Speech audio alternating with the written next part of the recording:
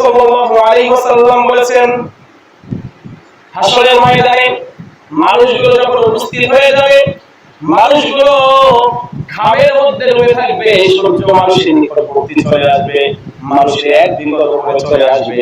আল্লাহ রাসূল বললেন, ইয়ারাকুন নাস ইয়াউমাল কিয়ামাতি হাত্তা ইয়াযহাবু আরাকুহুম ফিল আরদি 70 যিরাআ। কিয়ামতের দিন মানুষ ঘর্মাক্ত হবে, মানুষগুলো ঘামে অবস্থা খারাপ হয়ে যাবে, ঘর্মাক্ত হয়ে যাবে, অর্থাৎ মানুষগুলো প্রচুর পরিমাণে ঘামবে কিয়ামতের ময়দানে।